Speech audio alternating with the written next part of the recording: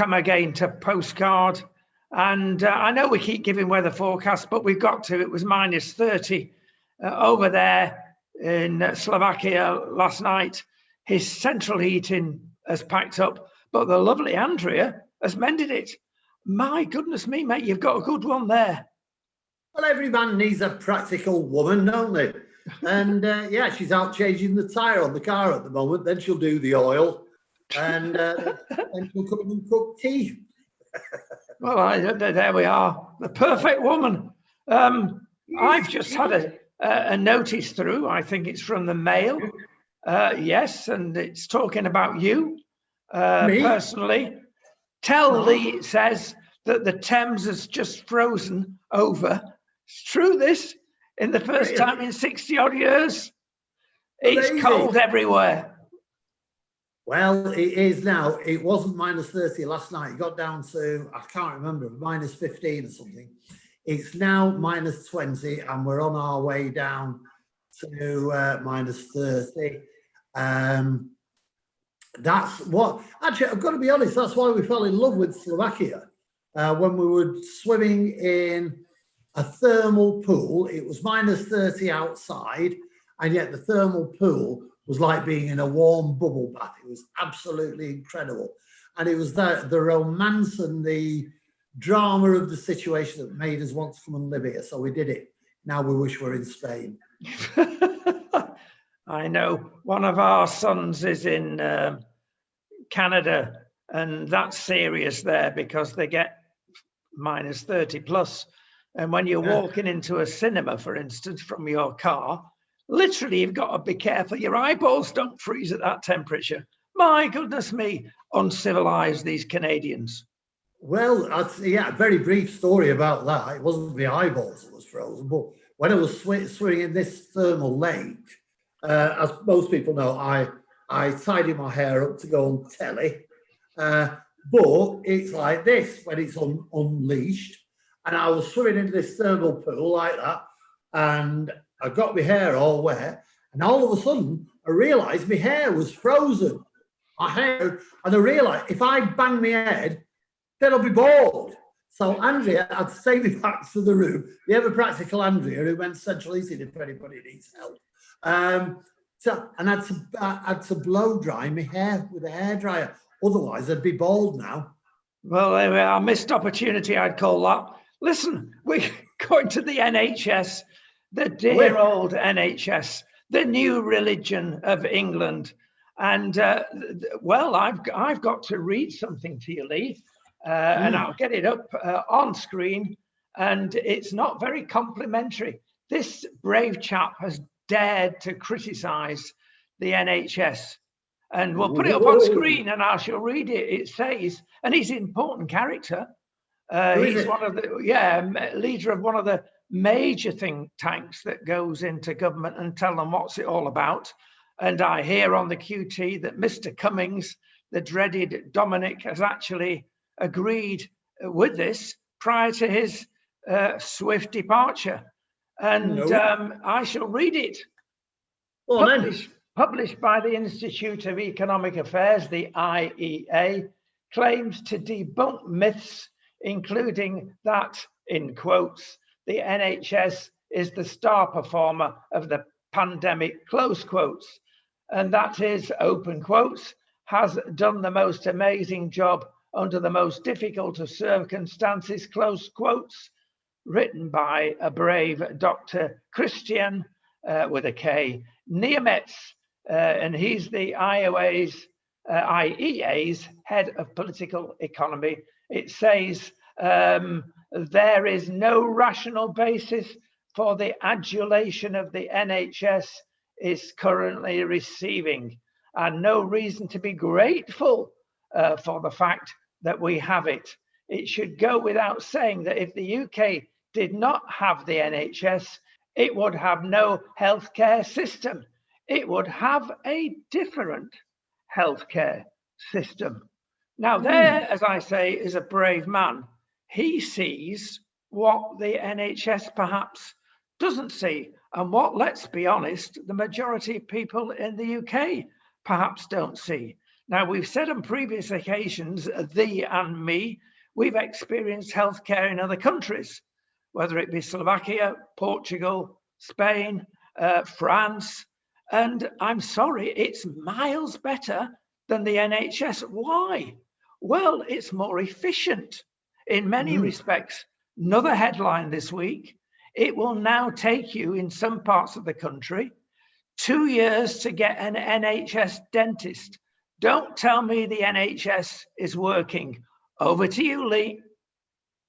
Well, I think what you're saying has a lot of veracity to it. I am not a great defender of the NHS for various reasons. For some reason, Britain eulogises the NHS.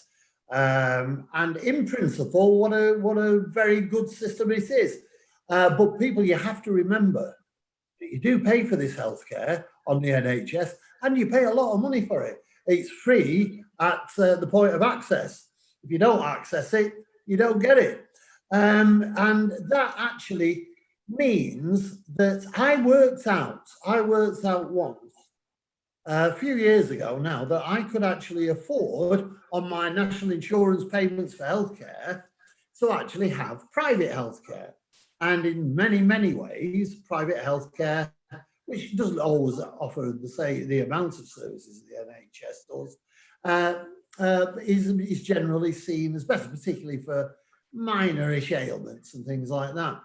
But the situation with the NHS is very simple, and this might be quite incendiary, but I think it needs saying. Everybody in Britain, despite saying how wonderful the NHS is frightened to go in hospital in case you get a killer disease, like in case you catch COVID, in case you catch all sorts of things. So what's happened to the fact of keeping hospitals spotlessly clean? The staff in hospitals, in the NHS hospitals, are the ones that everybody says are wonderful. And on the whole, I would tend to agree. But I have a personal experience of somebody in my family who was very elderly, went into hospital, was very ill, and was given a certain treatment. And the treatment they were given was overgiven by tenfold. And ultimately, they died there. Now, that is not an unusual story. People do tend to go into hospital not really expecting to come out. I've been in trouble in the past for my coverage of the NHS treatment of people at Stafford Hospital, where people were dying left, right and centre. Now, all these things, while you're out there clapping for the NHS staff, which isn't a bad thing, but they need to be taken into consideration. It's not a free health service. It's not brilliant. It does cause, or it does bring on the deaths of certain people, and it does make you ill. One last point, the Leigh Banks Preservation Society this weekend is carrying the exclusive and intimate story of one man's battle to survive COVID-19. And the pictures of him are quite horrifying while you see how he was in hospital. Not because of the hospital, but because of the disease. And he extols the virtues of the NHS because he survived. Now, it makes you wonder, doesn't it, really, did they just get lucky with this bloke, or are they that good? I think you've hit the nail on the head there. You know, you can have good experiences, bad experiences, and nobody. And this could cause problems and does cause problems. If somebody is treated well in the NHS, and of course you are in many, many cases, then you'll come out and think they're wonderful. It's normal human reaction. But if you stand back and analyze the situation and compare it with other countries, it really has become a religion in the UK. That's right. And all we're doing is sort of supporting something that is failing because of that in many cases. Now, having said that, the present Tory regime have decided to tinker with it. Now, in the past, for many years, Labour and the Tories have tinkered with it, but it's only tinkering. And why are they only tinkering? Because they're frightened to death of the public who worships the NHS. Now, the one thing that came in 2012 was another revision of the NHS. And basically, that was to give all the individual trusts throughout the UK their own little kingdom. The trust could decide everything. And COVID has revealed the paucity of that. It was horrendous. Government was saying, you've got to tell that and do that in your hospital. And the hospital manager, and let's face it, most of them have never run a tap, never mind a company. And they're lost. They say, we're going to do it our way. It was madness. And if you want an assessment of why Boris got it wrong in the first place, perhaps he didn't. There was a major contributory factor by all the people around the country in the trusts. So they decided to do various things that didn't work, but they've come up with a solution, they think. And the solution is do as Boris tells you. It's come back to government in Westminster. And I believe, although I have no proof of this, but I'm 99% sure, it started when the vaccines were bought. And boy, has it worked, because that was at government level and not local level as I understand it. So they've decided now from central, do as you're told, and maybe we'll get out of the virus situation. But we've got to look at this on a global picture, Leigh. Somebody somewhere along the line has got to say, look, let's be honest, let's look at other countries where, for instance, the private hospitals and the private doctors flourish. Now, that's great for the NHS because it takes the burden off them and it gives freedom to people to choose private or public. There's nothing wrong with that. We're not all equal. I know that's the socialist mantra. Of course, we're all equal, but we're equal opportunity people that seeks our own way to get the best healthcare if we can afford it, as long as the public sector is not affected. Nothing wrong with it at all. And that's the way other countries have gone along the track, and it does seem to work. So choice, competition, there's no competition. Now, the Tories have just said, day before yesterday, we're trying to improve competition between the various trusts. But that's no competition. I've got a wonderful example of that, and that's the ferries. And it is opposite to the Isle of Wight, which we know so well. We've lived there for years. And there's two ferry companies, and they deny having chats with each other and setting prices. Of course they do, but it's a duopoly, which is just as bad as a monopoly. And you will pay, brethren, £250 to travel to the Isle of Wight with a car and 4 people. That's 3 miles at the shortest sector. That is the dearest ferry stretch of water in the world. But that's what happens when you get a monopoly. They look after themselves. And it's the same with the blessed NHS. Lot to talk about here, and maybe we do it on another occasion. But think, everybody, would you really like to affordable private medicine? Because you're paying for that, as you've just said, practically. Of course you are. Yeah, it's a moot point. Bear in mind how old the NHS is and what society it was set up for, the way society was at the time, where it came from. We've moved on that far from that kind of society, and the expense of running something like this is phenomenal. And yeah, it was a good thing. Nobody can take it away from it. When it was first brought in over half a century ago, 70 years ago, it was a good thing. It was a good thing for society. Nobody got any money. Nobody could afford healthcare.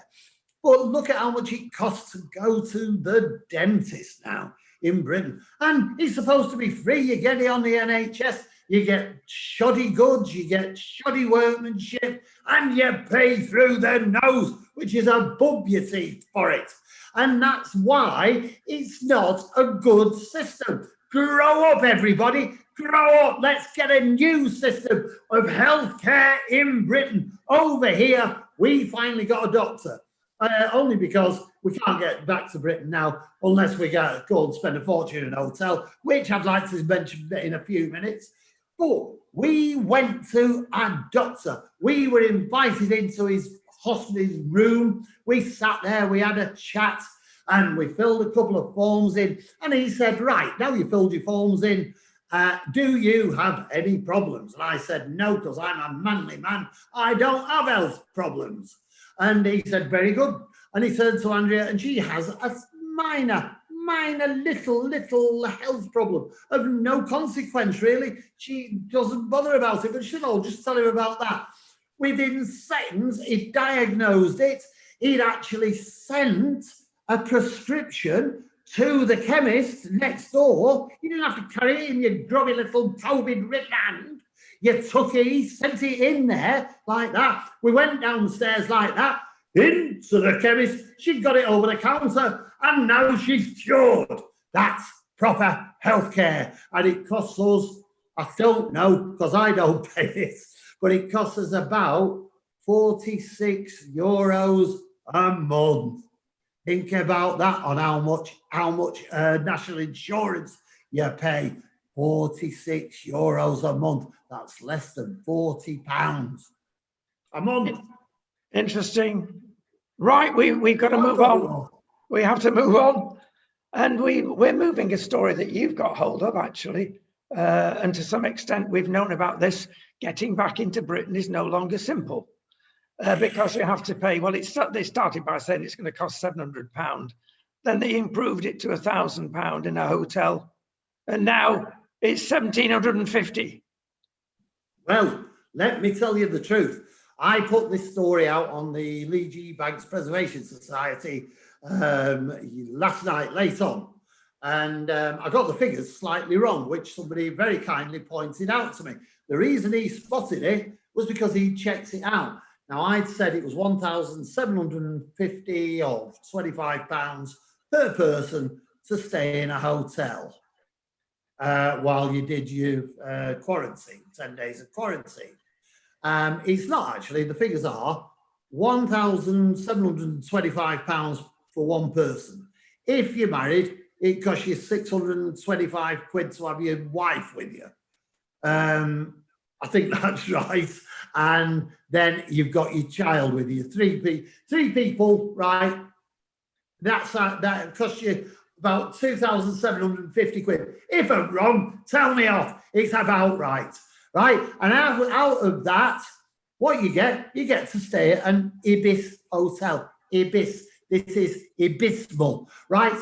An Ibis hotel, and a few other budget hotels like that, which work out at really about £60 a night, 10 nights in a room, which you can have 3 people in, or normally 2, but you can get 3 in if you sneak one in your backpack in, right? £60 a night, £600 for the 10 nights, £2,750 to stay in a £60 a night hotel, and you can't go to the restaurant, you can't go to the bar, you have to go, if you want a fag, right, which we're good boys, we don't smoke, but if you wanted a fag, there's a security guard takes you out, it's like being in prison.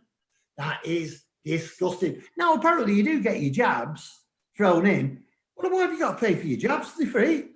Oh, and you might get your tests as well. I think they're free in the UK. So last night, somebody wrote to me and he lives around the corner from you in Portugal on the Algarve, right? I won't name him because I don't know if he wants to be named, but I've got the email. I can show it, send it you. And he said, well, I got asked to go to Britain to get my jab. He's a retired gentleman. He says, so I thought, well, all right, that's fine. I must be able to get there to get my jab because that's it. No, his free jab in Britain would have cost him the fare of getting there, plus the £2,750 he'd taken his wife and his grandchild with him. let's just take it to 1,750. It would have cost him £2.5 grand to go to Britain to get his free jab. Crazy. It is. Moving on again, Leigh. All right, then. You've also dug up something regarding Meghan, the most popular lady in the United Kingdom and half the United States and a third of Canada. So, bless her. I tell you what, the Daily Mail is mad because we have a situation here whereby a judge, without inviting a lot of evidence and getting people to come physically into court, can make a decision in Britain. Well, it's an odd kind of justice, but it goes on. And he's decided in his wisdom that the Mail were naughty in getting hold of this letter. Yeah, well, they were they? That's you see, this is the problem. The Daily Mail, a couple of years ago, in the midst of the Brexit row, named certain judges as enemies of the state. Right now the judiciary has taken against the British press on two counts. One, they hated that. They didn't like being described as enemy of the states. Look at British family courts. Just have a look at British family courts and see if they're not the enemy of the state, taking children off people, giving them to social workers who then make bonuses by selling them on. That's not being the enemy of the state. But then look at the judiciary itself. They are the most powerful people in the world. At times, they're more powerful than the government. At times, they're more powerful than the Queen, right? And they don't like the media because all their friends are rich and famous.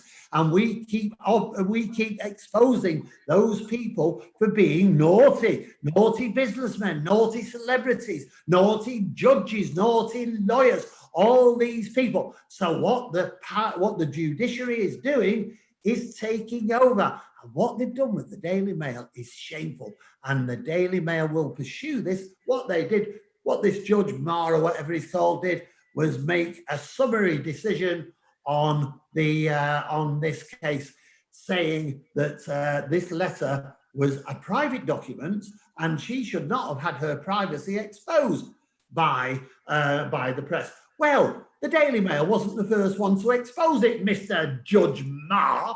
There was another magazine that exposed it in the first place. And you know who exposed it to them? It was Meghan's friends. And you know how the Daily Mail got the letter? Because Meghan's dad sold it to them. Well, how does that protect the privacy? Take a dad to court. Take a friends to court. Take the other magazine to court. Don't take the Daily Mail because we just did what we have a right to do. Yes. Well, there you go. That's called freedom of speech in one way or another. But we're not getting it in many other incidences. Captain Tom is still in the news because there's been an idiot that has trolled him basically on social media. I mean, distasteful in the extreme. The fella's an idiot.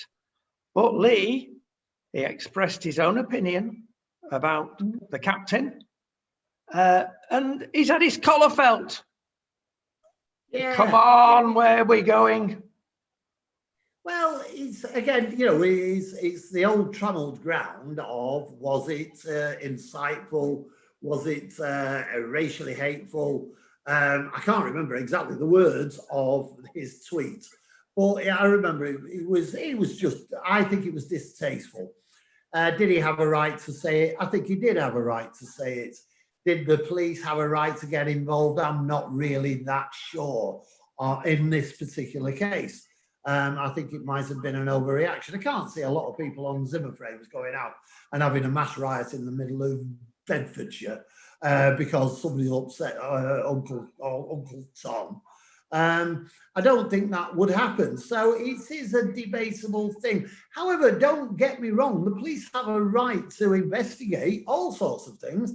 And if they go and investigate this man to see what his reasoning was, that's fine. He should not be charged, though, as far as I'm concerned.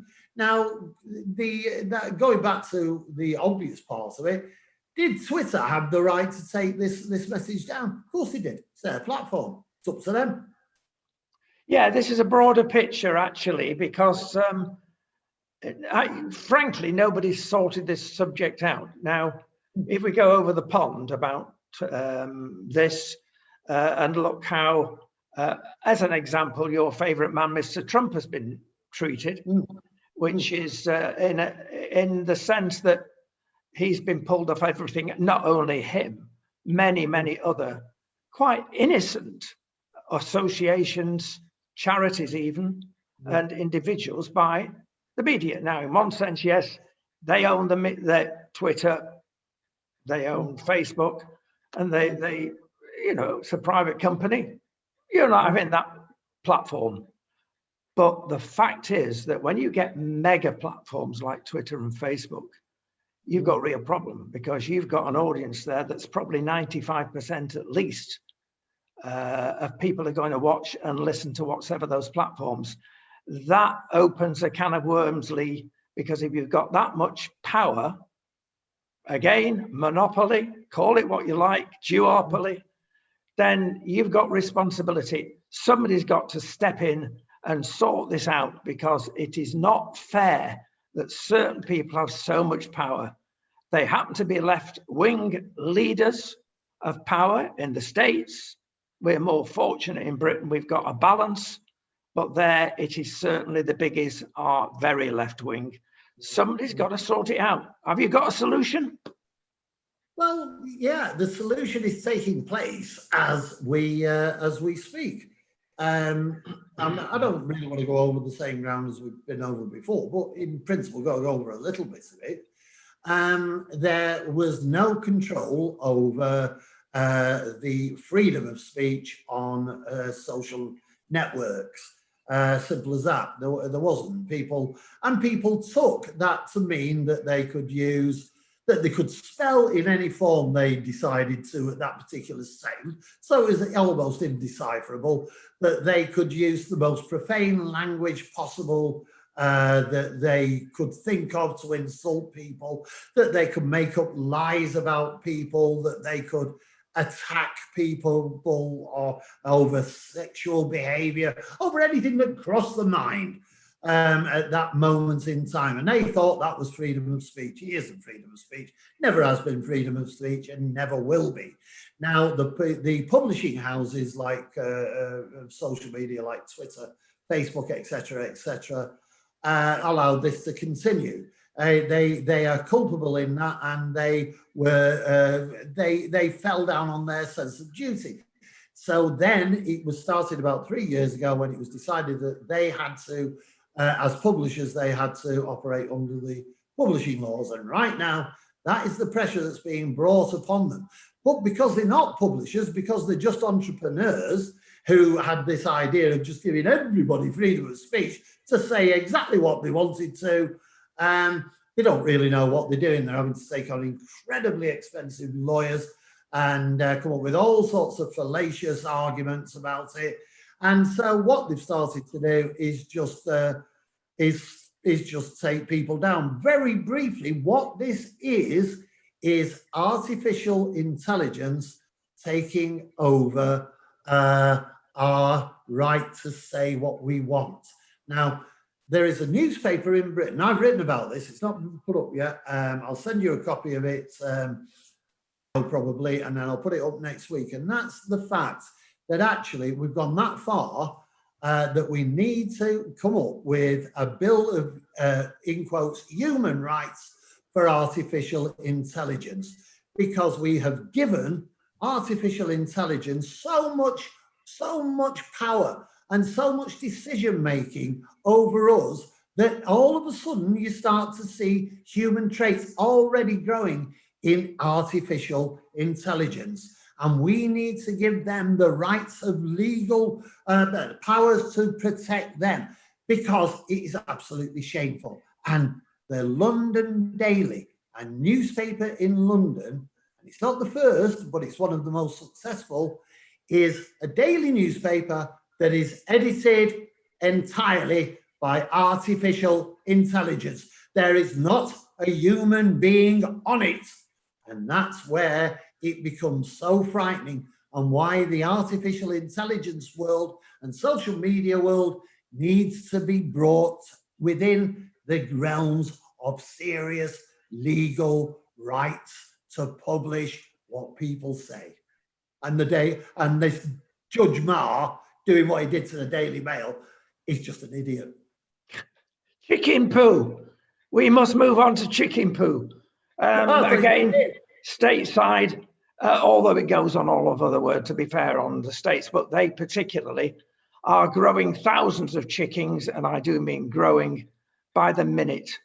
And you can't even walk in a chicken house. Your eyes start watering. The smell of the chicken poo is unbelievable. Yeah, and we're eating this, and it's not fair on the chickens. In certain parts of the world, they demand a certain area for the chickens. Puts the cost up, of course. And if you have free-range chickens, boy, does it put the cost up. But one has to also say that you can get ripped off having free-range chickens. Why should they cost 3 times as much? Well, they shouldn't. They're just taking advantage of the people that can afford to pay. If they can afford to pay, but there it is. Now, animal husbandry and welfare are important. It's good for the animals, it's good for the humans. But of course, behind all this is the injections they're putting into cows, chickens, or whatever, to keep the diseases down because they're in close confines. It is a nightmare, isn't it? And it's, where do we go in this? Can we go too far with this and the price will go horrendously high? Or do we just say, 'tis what it is? In Britain, where I have quite a large country house, which I can't get back to, I'll probably never see it again. But at the back of it, there is a free-range chicken farm. Now, everybody says it's really expensive. Well, I used to see him anyway when I could go there, and the chickens just run around by themselves, and they peck at the ground. I suppose somebody puts a bit of food down for them. Why is that more expensive? Why have you got to pay more for that? For a chicken having a little run around. The chickens are quite happy. Yeah, you can see the chickens are quite happy, but they do stink. And the whole of the farming industry, this is what's going to be interesting because of Brexit. Because a lot of the farmers now are going to have to actually go out and do a bit of farming to make some money instead of living off subsidies that said stay at home, duck, and watch daytime telly and just pretend you're a farmer. They go and look after your big black beauty horse in your stables and drive around in your 4x4. Yeah, that's when farming really comes home now. And what they've got to do is make it work properly. They can't just say, oh, I'll sell that chicken for £10. They can't do it anymore. No, indeed. The other thing, of course, in some of these dreadful houses, they can breed big-breasted chicken with little legs. And yes, I know it sounds funny, bless them. But when they start standing up, as you do, as a chicken, you fall over because your breasts are too big. And we may titter, but I tell you what, it's a real problem. It's not fair on the chickens. If you stood up and fell over, Leigh, you wouldn't like it.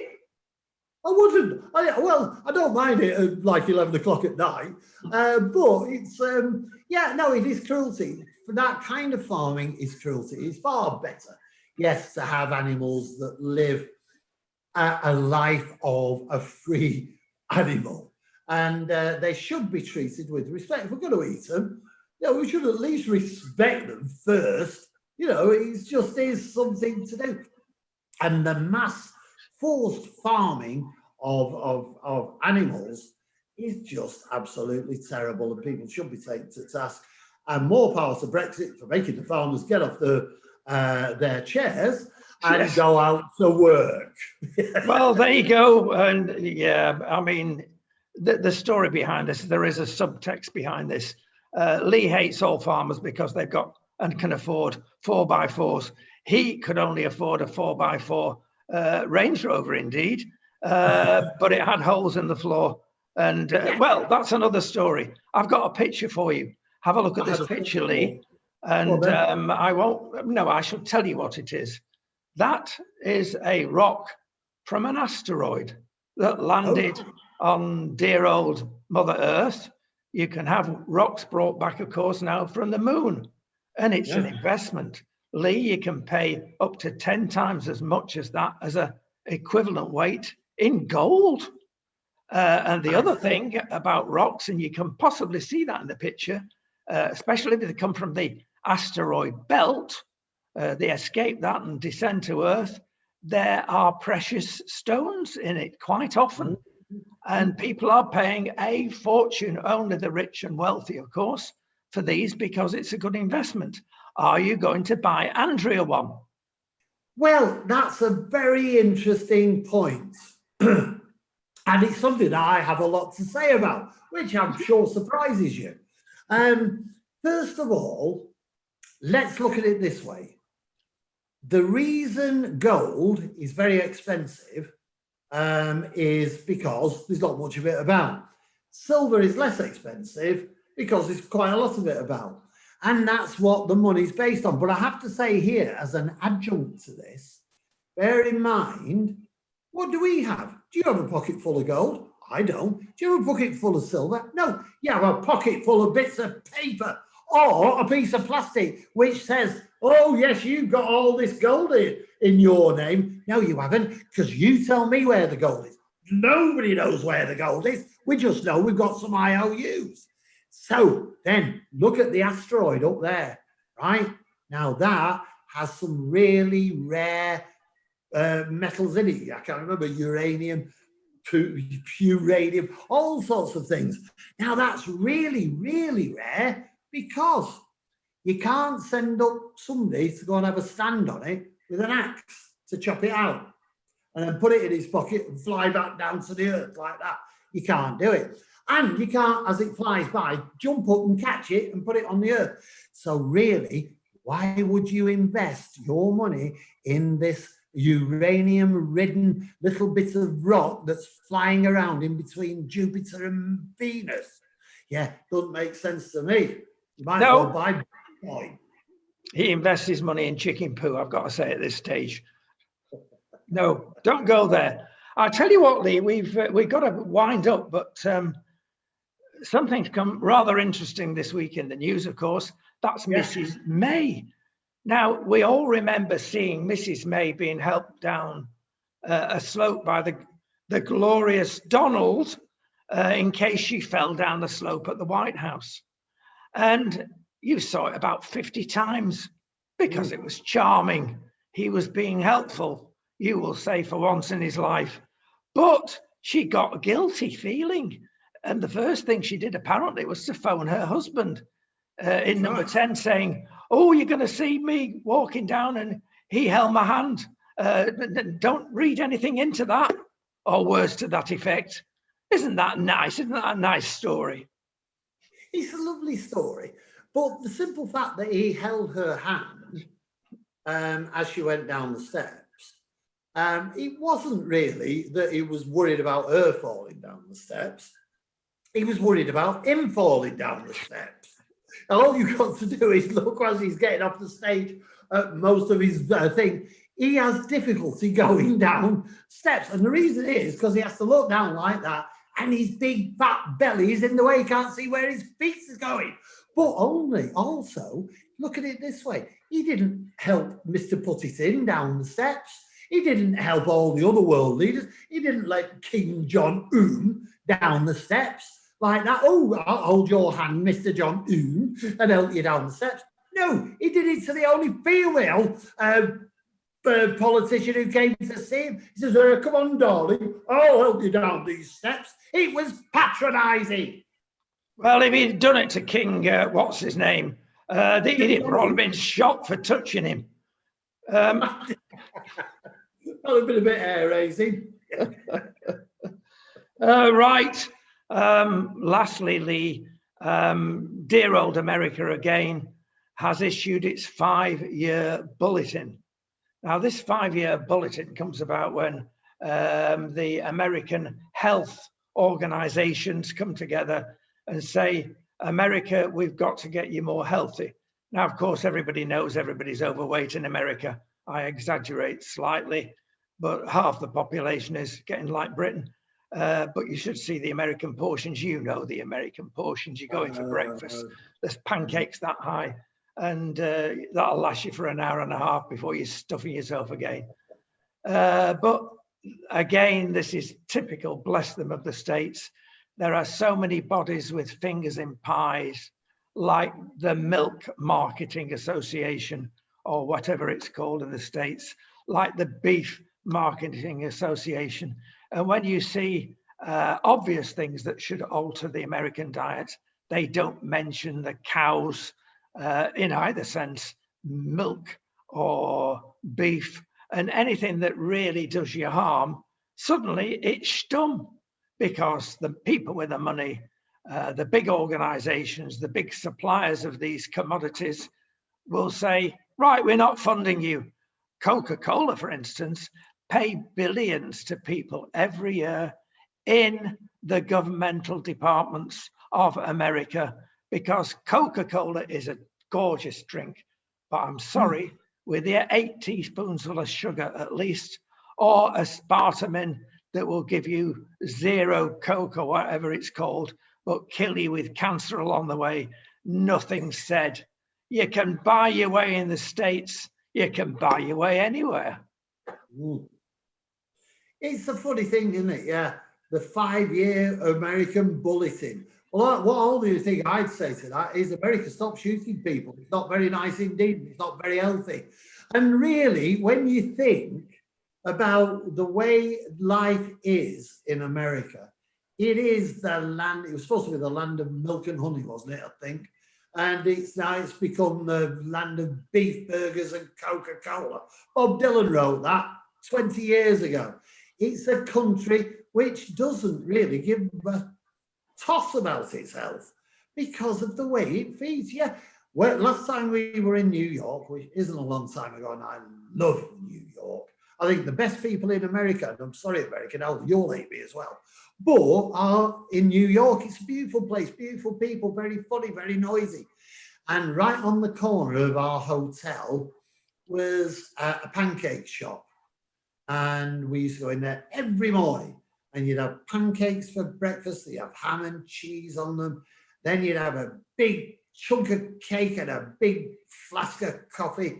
And by the time we left New York, I think we were there for, 6 weeks at least anyway. When we left, we'd both put nearly a stone on. Yeah, that's the problem with America. And they've got to look after themselves. Look after yourselves, America. That naughty Donald's gone now. Unless, of course, you get minus 30 degrees, which they do right at the top of America occasionally. Then you need the fat. This is why he went. He wanted to fatten himself up to get back to Postcard, to withstand the cold, because more amplier people, Leigh, don't feel the cold as much as the skinnies like me. Exactly. No, it is. Well, now here we are. Look. Right, here we are. This is the truth, and the whole of the world could take a lesson from this. I don't know what the degrees are now because I've been talking to you for ages and I've not been able to look. But it's got to be between -10 and -15. I'm sitting here in my shirt sleeves. I have a little layer on underneath because I've been outside, and we have no central heating on, and it's not boiling hot. It's not freezing cold. It's that nice ambient temperature, which doesn't make you want to go to sleep. It's lovely. Well, there you go. Well, we're going to let him go to sleep. It's been such a joy as usual. You can go to sleep now, Leigh. Thank you so much. Thank you very much. Speak to you next week.